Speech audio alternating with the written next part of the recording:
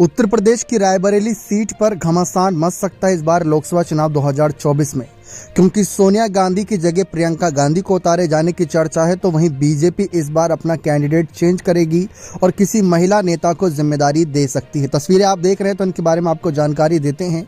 दरअसल कांग्रेस का ये वो किला है जो साल 2024 या 2019 जो मोदी की आंधी रही उसमें भी कांग्रेस नहीं हिली। बीते 4 लोकसभा चुनाव से सोनिया गांधी यहां से जीतते आ रही हैं और हर बार लगभग 50% से ज्यादा वोट मिले हैं, जो बताने के लिए काफी है कि यहाँ जनता ना कांग्रेस के सिवाय सोचती है और ना किसी और की बात करती है। अब तक हुए 17 लोकसभा चुनाव में अगर 3 चुनावों को छोड़ दिया जाए तो यह सीट कांग्रेस के पास रही। 72 साल के चुनावी इतिहास में रायबरेली सीट 66 साल तक कांग्रेस के पास रही, लेकिन अब इस सीट रायबरेली में घटनाक्रम तेजी से बदल रहा है और आने वाले वक्त में इसका हाल भी अमेठी जैसा हो सकता है। ऐसे में कांग्रेस सोनिया गांधी के लिए दक्षिण में सेफ सीट तलाशने में जुट गई है। वहीं इस बात की चर्चा है कि सोनिया गांधी की जगह प्रियंका गांधी रायबरेली से चुनाव लड़ सकती हैं, जो लगातार यहां से कहीं ना कहीं प्रचार करती आई हैं। लेकिन बड़ा सवाल यह है कि क्या प्रियंका के लिए रायबरेली की राह आसान होगी, क्योंकि चुनाव दर चुनाव यूपी में कांग्रेस का ग्राफ गिरता जा रहा है।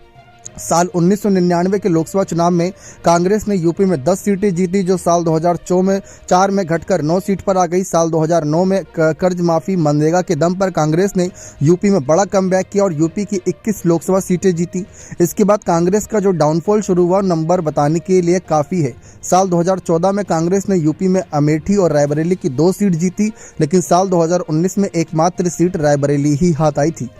अदिति सिंह की बात करें तो अदिति सिंह रायबरेली से हैं, बीजेपी की विधायक हैं, जबकि दिनेश प्रताप सिंह, जिनको पिछली बार उतारा था सोनिया गांधी, उन्हें हरा चुकी हैं, जो मौजूदा समय में योगी सरकार में मंत्री हैं, यानी मुश्किल कम नहीं है।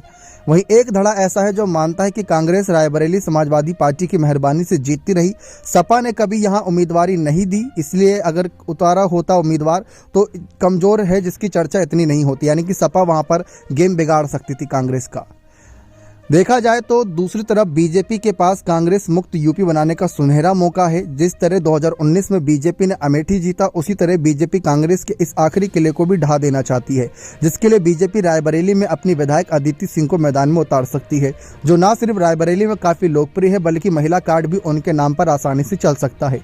अदिति सिंह के पिता अखिलेश सिंह का रायबरेली में बड़ा कद था, वो निर्दलीय चुनाव जीतते थे। पिछले 31 साल से रायबरेली विधानसभा सीट पर अदिति सिंह और उनके परिवार का ही कब्जा है।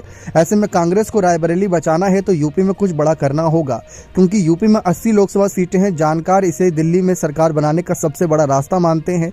इसी रास्ते पर चलकर साल 2014-2019 में बीजेपी ने अपनी सत्ता बनाई।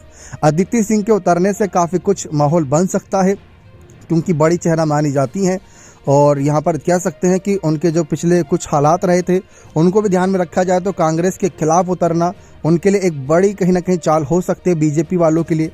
अब देखना दिलचस्प रहेगा कि अगर अदिति सिंह को आगे किया जाता है तो बदले में प्रियंका आगे रहेंगी या फिर सोनिया, क्योंकि सोनिया गांधी जैसा कि हम चर्चा कर रहे हैं उनके लिए एक ऐसी सेफ सीट तलाशी जा रही जो चर्चा का विषय है। दूसरी तरफ प्रियंका अगर आती है यहाँ से तो मुकाबला देखना दिलचस्प रहेगा अदिति और प्रियंका के बीच। बने रहें चैनल के साथ।